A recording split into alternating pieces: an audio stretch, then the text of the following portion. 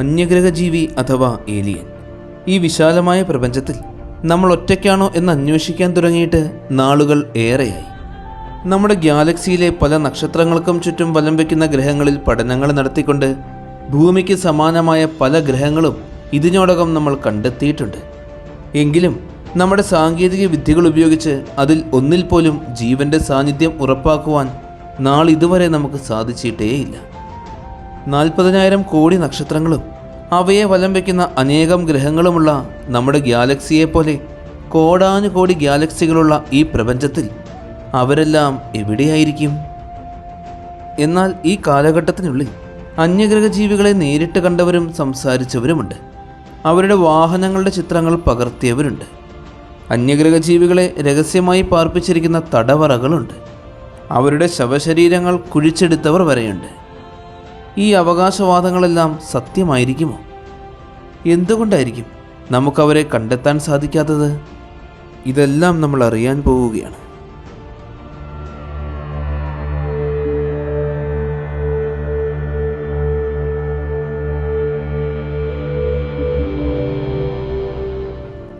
അന്യഗ്രഹജീവി, അതായത് ഭൂമിക്ക് പുറത്ത് മറ്റൊരു ബഹിരാകാശ വസ്തുവിലുള്ള ജീവി. മറ്റൊരു ബഹിരാകാശ വസ്തു എന്ന് പറയുമ്പോൾ അതൊരു പക്ഷേ ഗ്രഹമായിരിക്കാം, ഉപഗ്രഹമായിരിക്കാം, ഉൽക്കയായിരിക്കാം. അങ്ങനെ ബഹിരാകാശത്തുള്ള എന്തുമാകാം. ഒരുപക്ഷെ ഭൂമിയിൽ നിന്നും ഒരുപാട് അകലത്തിൽ പ്രപഞ്ചത്തിൻ്റെ ഏതെങ്കിലും കോണിൽ ജീവിക്കുന്ന ഏലിയൻസിനെ ആയിരിക്കും നമ്മൾ അന്വേഷിച്ചുകൊണ്ടിരിക്കുന്നത്. ഈ അന്യഗ്രഹജീവികളെ നമ്മൾ അന്വേഷിക്കുന്ന നമ്മുടെ പ്രപഞ്ചത്തിൻ്റെ വലിപ്പം എത്രമാത്രമാണ് എന്ന് നമുക്ക് ആദ്യം നോക്കാം. നമ്മുടെ ഭൂമിയെ പോലെ തന്നെ സൂര്യനെ വലം വയ്ക്കുന്ന മറ്റ് 7 ഗ്രഹങ്ങളും അവയുടെ എല്ലാം ഉപഗ്രഹങ്ങളും ചിഹ്നഗ്രഹങ്ങളും അനേകം ഉൽക്കകളും ഉൾക്കൊള്ളുന്നതാണ് നമ്മുടെ സൗരയൂഥം. സൗരയൂഥത്തിൻ്റെ വലിപ്പം എത്രയാണ് എന്ന് നോക്കുമ്പോൾ സൂര്യനിൽ നിന്നും ഏറ്റവും അകലത്തിൽ സ്ഥിതി ചെയ്യുന്ന ഗ്രഹമായ നെപ്റ്റ്യൂണിലേക്കുള്ള ദൂരം 450 കോടി കിലോമീറ്ററുകളാണ്. സൗരയൂഥത്തിന് പുറത്ത് മഞ്ഞുപാളികൾ കൊണ്ട് നിർമ്മിക്കപ്പെട്ട ഒരു ആവരണമുണ്ട്, ഊട്ട് ക്ലൗഡ്. സൂര്യനിൽ നിന്നും ഏകദേശം 2 ലക്ഷം ആസ്ട്രോണമിക്കൽ യൂണിറ്റ് അകലത്തിലാണ് ഊട്ട് ക്ലൗഡ് സ്ഥിതി ചെയ്യുന്നത്. ആസ്ട്രോണമിക്കൽ യൂണിറ്റ് എന്ന് പറഞ്ഞു കഴിഞ്ഞാൽ ഭൂമിയും സൂര്യനും തമ്മിലുള്ള അകലം, അതായത് 14.9 കോടി കിലോമീറ്റർ. സൂര്യനും ഭൂമിയും തമ്മിലുള്ള ഈ അകലത്തിൻ്റെ 2 ലക്ഷം ഇരട്ടി ദൂരത്തിലാണ് സൂര്യനിൽ നിന്നും ഊട്ട് ക്ലൗഡ് സ്ഥിതി ചെയ്യുന്നത്. നമ്മുടെ സൗരയൂഥത്തിൻ്റെ അത്രയും വലിപ്പമോ അതിനേക്കാൾ കുറവോ കൂടുതലോ വലിപ്പമുള്ള കോടിക്കണക്കിന് സൗരയൂഥങ്ങൾ ചേർന്നതാണ് നമ്മുടെ ഗാലക്സിയായ മിൽക്കി വേ. മിൽക്കി വേക്കുള്ളിൽ സൂര്യനെ പോലെയും സൂര്യനേക്കാൾ വലുതും ചെറുതുമായ 40,000 കോടി നക്ഷത്രങ്ങളുണ്ട് എന്നാണ് പഠനങ്ങളിൽ നിന്നും നമുക്ക് മനസ്സിലായിട്ടുള്ളത്. അത്രയും നക്ഷത്രങ്ങൾക്ക് ചുറ്റിലും സൗരയൂഥത്തിലേതുപോലെ ഗ്രഹങ്ങളുണ്ട് എങ്കിൽ ആ ഗ്രഹങ്ങളുടെ എണ്ണം നമുക്ക് ചിന്തിക്കാൻ പോലും സാധിക്കുന്നില്ല.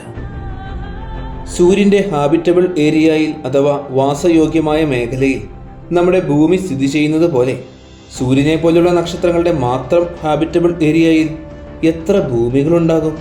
ഹാബിറ്റബിൾ ഏരിയ എന്ന് പറയുമ്പോൾ നക്ഷത്രത്തിൽ നിന്നും അധികം അകലെയും അധികം അടുത്തും അല്ലാത്ത വാസയോഗ്യമായ മേഖലയാണ്. ഈ മേഖലയിൽ സ്ഥിതി ചെയ്യുന്ന ഗ്രഹങ്ങളിൽ ജലം ദ്രാവക രൂപത്തിൽ നിലനിൽക്കാനുള്ള സാധ്യതയുണ്ട്. ഇപ്പോൾ നമ്മൾ പറഞ്ഞത് നമ്മുടെ ഗാലക്സിയായ മിൽക്കി വേയുടെ മാത്രം കാര്യമാണ്. മിൽക്കി വേയുടെ ഒരറ്റത്തു നിന്നും മറ്റേ അറ്റം വരെയുള്ള ദൂരം 1 ലക്ഷം പ്രകാശവർഷങ്ങളാണ്. പ്രകാശവർഷം എന്ന് പറയുമ്പോൾ പ്രകാശം 1 വർഷം സഞ്ചരിക്കുന്ന ദൂരമാണ്. 1 സെക്കൻഡിൽ പ്രകാശം 3 ലക്ഷം കിലോമീറ്ററുകൾ സഞ്ചരിക്കും എന്ന് നമുക്കറിയാം. അപ്പോൾ ഒരു പ്രകാശവർഷം എന്നാൽ 9.5 ലക്ഷം കോടി കിലോമീറ്ററുകൾ വരും. ഇത് നമുക്ക് സങ്കല്പിക്കാൻ സാധിക്കുന്നതിലും എത്രയോ ഇരട്ടി വലിപ്പമാണല്ലേ. ഇത്രയും വലിപ്പമേറിയ സ്പൈറൽ ഷേപ്പായ ഗാലക്സിയാണ് നമ്മുടെ ആകാശഗംഗ. ഇതിന് ആകെ 4 കൈകളാണുള്ളത്. അതിലെ 3ാമത്തെ കൈയുടെ അറ്റത്തുള്ള ഒരു ചെറിയ ബിന്ദു മാത്രമാണ് നമ്മുടെ ഭൂമി. നമ്മുടെ ഗാലക്സിക്ക് പുറത്ത് മിൽക്കി വേയെ പോലെ തന്നെ ധാരാളം ഗാലക്സികളുണ്ട്.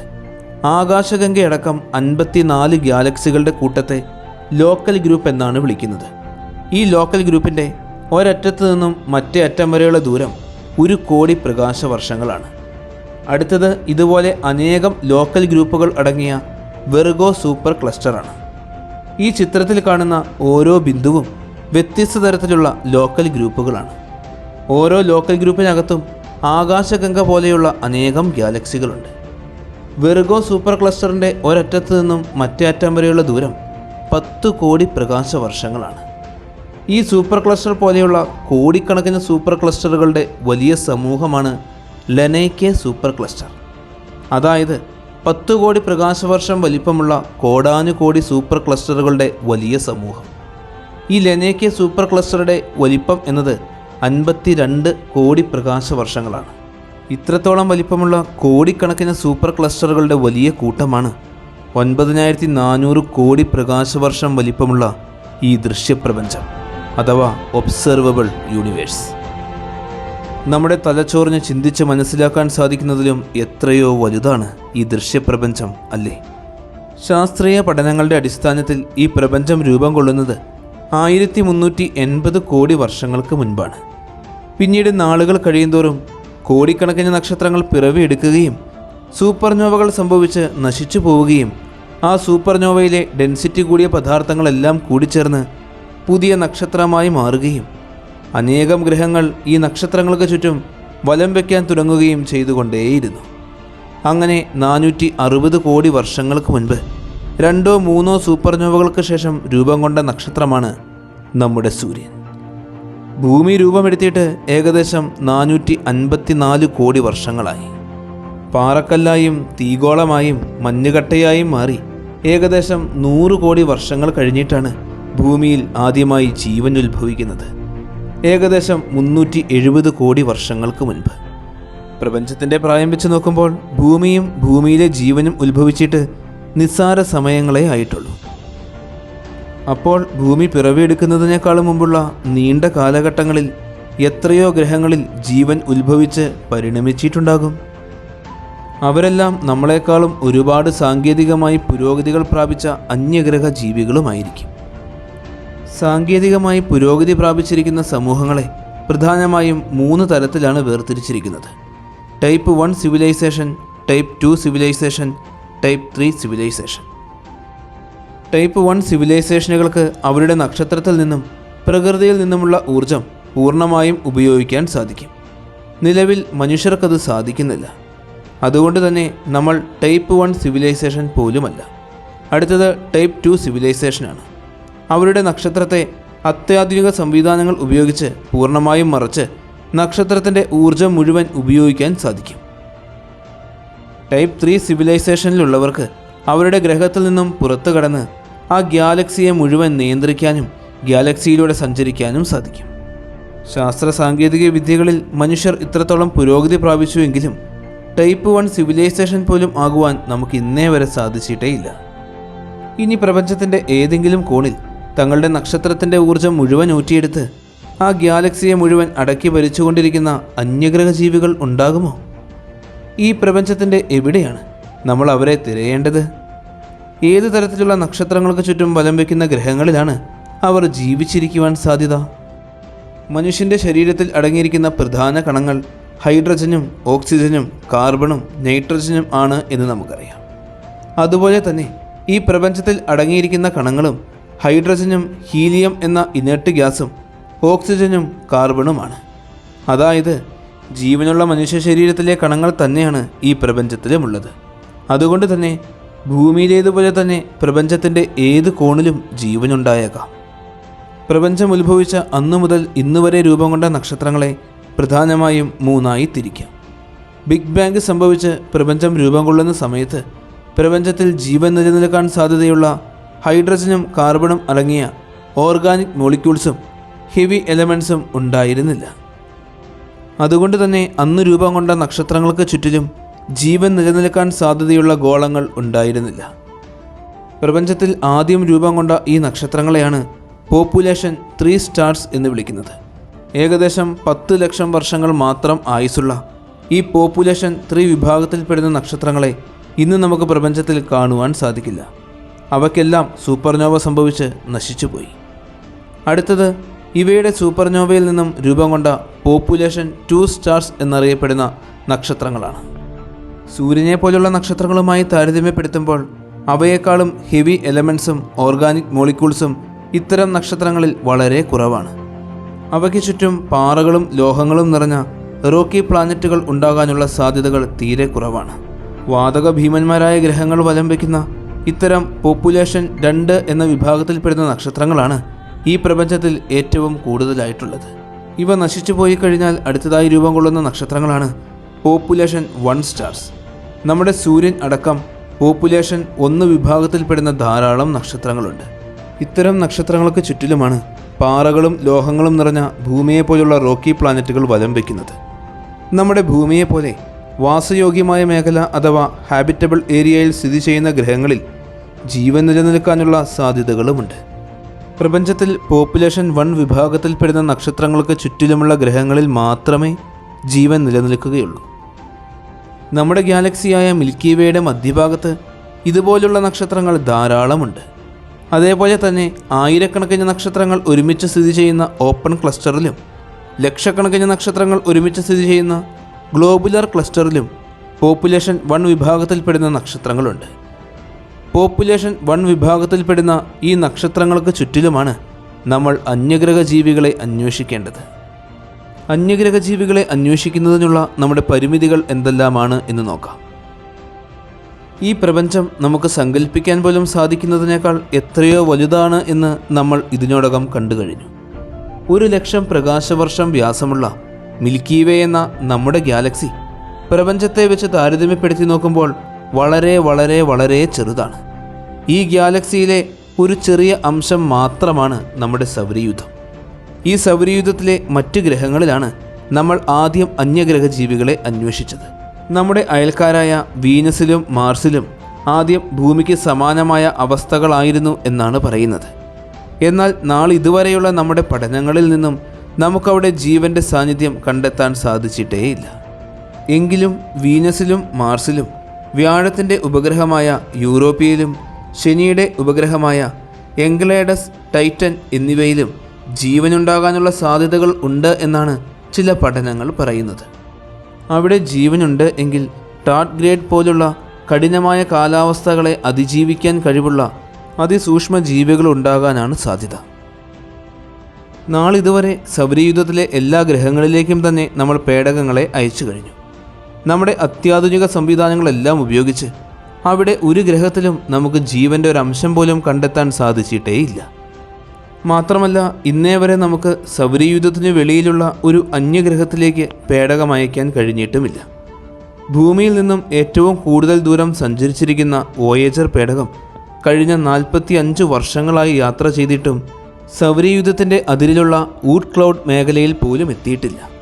ഇനിയും 30,000 വർഷങ്ങളോളം വോയേജർ യാത്ര ചെയ്താൽ മാത്രമേ സൗരയൂഥത്തിൻ്റെ അതിർത്തിയിലുള്ള ഈ ഊട്ട് ക്ലൗഡ് മേഖലയിൽ അതിനെത്തിച്ചേരുവാൻ സാധിക്കുകയുള്ളൂ. സൗരയൂഥത്തിന് പുറത്ത് സൂര്യൻ്റെ ഏറ്റവും അടുത്തായി സ്ഥിതി ചെയ്യുന്ന നക്ഷത്രമാണ് പ്രോക്സിമ സെൻറ്റൗറി. ഈ പ്രോക്സിമ സെൻറ്റൗറി എന്ന നക്ഷത്രത്തിന് ചുറ്റും അതിൻ്റെ ഹാബിറ്റബിൾ ഏരിയയിലൂടെ വലം വയ്ക്കുന്ന ഭൂമിക്ക് സമാനമായ ഗ്രഹമാണ് പ്രോക്സിമ സെൻറ്റൗറി ബി. സൂര്യനിൽ നിന്നും വെറും 4.2 പ്രകാശവർഷം മാത്രം അകലെ സ്ഥിതി ചെയ്യുന്ന ഈ ഗ്രഹത്തിലേക്ക് നമുക്ക് പോകണമെങ്കിൽ 1,00,000 വർഷക്കാലത്തോളം യാത്ര ചെയ്യണം.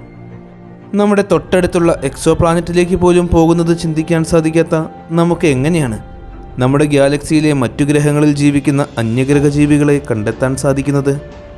ഒരുപക്ഷെ അവരുടെ അവസ്ഥയും ഇത് തന്നെയായിരിക്കും.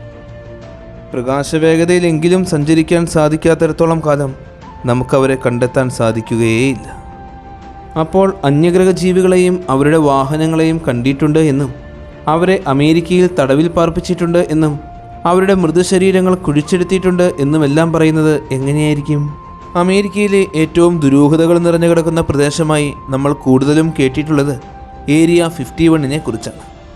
അമേരിക്കയിലെ ലാസ് വേഗാസിൽ നിന്നും 35 കിലോമീറ്റർ അകലെ സ്ഥിതി ചെയ്യുന്ന നെവേഡ മരുഭൂമിയിലെ ലൂം തടാകത്തിന് സമീപത്തുള്ള 2.9 മില്യൺ ഏക്കർ പ്രദേശമാണ് ഏരിയ 51 എന്നറിയപ്പെടുന്നത്. യഥാർത്ഥത്തിൽ ഈ പ്രദേശം അമേരിക്കൻ മിലിറ്ററിയുടെ രഹസ്യ ആയുധ പരിശീലനങ്ങളും പുതിയ യുദ്ധവിമാനങ്ങളുടെ പരിശീലന പറക്കലുകളും നടക്കുന്ന പ്രദേശമാണ്. എന്നാൽ ഈ പ്രദേശത്ത് ഏലിയൻസ് വരാറുണ്ട് എന്നും അവരെ തടവിൽ പാർപ്പിച്ചിരിക്കുകയാണ് എന്നും അന്യഗ്രഹ ജീവികളെ വെച്ച് പല പരീക്ഷണങ്ങളും നടത്താറുണ്ട് എന്നുമുള്ള തരത്തിൽ പല കാര്യങ്ങളും പ്രചരിക്കുന്നുണ്ട്. ഇതെല്ലാം വെറും ഗൂഢാലോചന സിദ്ധാന്തങ്ങൾ മാത്രമാണ്. ഈ പ്രദേശത്തെ ഏലിയൻസുമായി കണക്ട് ചെയ്ത ഒരു തെളിവും ഇന്നേ വരെ ലഭിച്ചിട്ടില്ല. 2020 പെൻറ്റഗൺ പുറത്തുവിട്ട 6 വർഷങ്ങൾക്ക് മുമ്പ് പകർത്തിയ UFOയുടെ 3 വീഡിയോകളിൽ ഒന്നാണിത്. അന്യഗ്രഹ ജീവികൾ ഭൂമിയിൽ വന്നിട്ടുണ്ട് എന്ന തരത്തിൽ ലോകം മുഴുവൻ ഇത് പ്രചരിച്ചു. എന്നാൽ ഇതിൽ കാണുന്നത് പോലുള്ള അൺഐഡൻറ്റിഫൈഡ് ഫ്ലൈയിങ് ഒബ്ജക്ട്സ് അഥവാ തിരിച്ചറിയാൻ സാധിക്കാത്ത പറക്കുന്ന വസ്തു എന്ന UFOകളിൽ പലതും ചാരപ്രവർത്തനങ്ങൾക്ക് വേണ്ടി ശത്രുരാജ്യങ്ങൾ അയച്ച സ്പൈ ഡ്രോൺസ് ആണെന്ന് കണ്ടെത്തിയിട്ടുണ്ട്.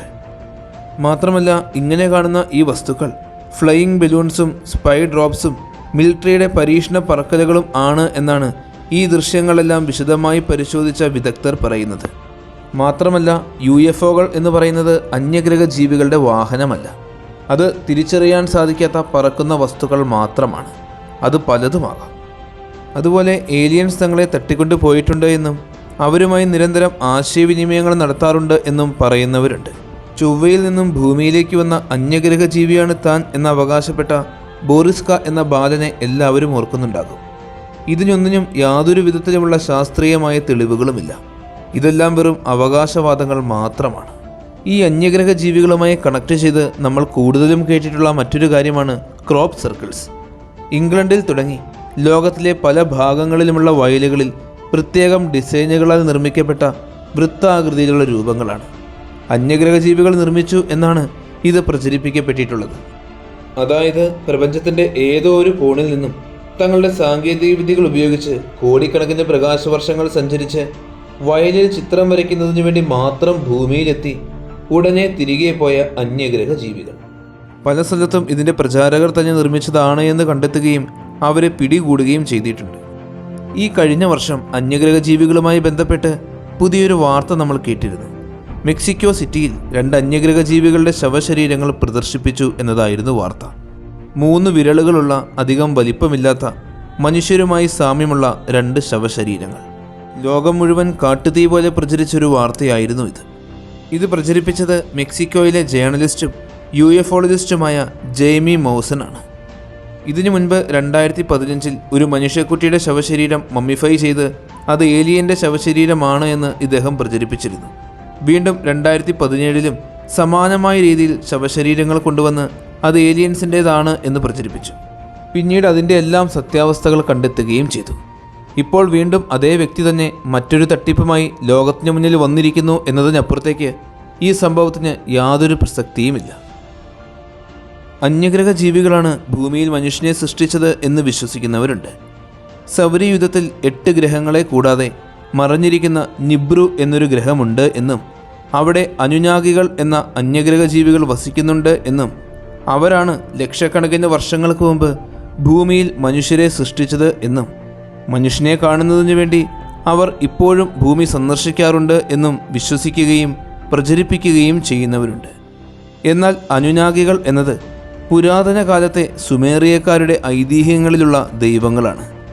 ആ കഥകളിൽ ചെറിയ മാറ്റങ്ങൾ വരുത്തി അന്യഗ്രഹ ജീവികളെയും ഉൾപ്പെടുത്തിക്കൊണ്ടാണ് ഇത് പ്രചരിപ്പിക്കുന്നത്. ഇന്ന് പല യൂട്യൂബ് ചാനലുകളിലും ഈ കഥകൾ വളരെ വിശ്വസനീയമായ രീതിയിൽ അവതരിപ്പിക്കുന്നത് കാണാം. എന്നാൽ തെളിവുകളെപ്പറ്റി പോലും ചിന്തിക്കാതെ ഇതെല്ലാം വെറും കെട്ടുകഥകളായി തള്ളിക്കളയുകയാണ് ചെയ്യേണ്ടത്. പണ്ട് അന്യഗ്രഹങ്ങളിൽ നിന്നും ഭൂമിയിലെത്തിയ ഏലിയൻസിന് സ്വയം രൂപം മാറാൻ കഴിവുള്ളവരാണ് എന്നും അവർ രൂപം മാറിക്കൊണ്ട് നമ്മെപ്പോലെ നമ്മുടെ ഇടയിൽ ഇന്നും വസിക്കുന്നുണ്ട് എന്നാണ് മറ്റൊരു പ്രചരണം. അന്യഗ്രഹ ജീവികളോ അവരുടെ വാഹനങ്ങളോ ഭൂമിയിൽ വന്നതിൻ്റെയോ അവർ ഇവിടെ എന്തെങ്കിലും ചെയ്തതിൻ്റെയോ യാതൊരു തെളിവുകളും ഇന്നേ വരെ ലഭിച്ചിട്ടില്ല. അന്യഗ്രഹ ജീവികൾ ഭൂമിയിൽ വന്നിട്ടുണ്ട് എന്ന തരത്തിൽ പറയപ്പെടുന്ന കാര്യങ്ങൾക്കൊന്നിനും തെളിവില്ല. ഇതെല്ലാം വെറും കോൺസ്പിറസി തിയറികളും അവകാശവാദങ്ങളും മാത്രമാണ്. ഇതുവരെ പറഞ്ഞതിൻ്റെ അർത്ഥം ഈ പ്രപഞ്ചത്തിൽ നമ്മൾ ഒറ്റയ്ക്കാണ് എന്നും പ്രപഞ്ചത്തിൽ അന്യഗ്രഹ ജീവികളില്ല എന്നുമല്ല. തീർച്ചയായും ഉണ്ടാകും. ഏലിയൻസ് ഇല്ല എന്ന് വിശ്വസിക്കുന്നത് തന്നെ വലിയൊരു മണ്ടത്തരമാണ്.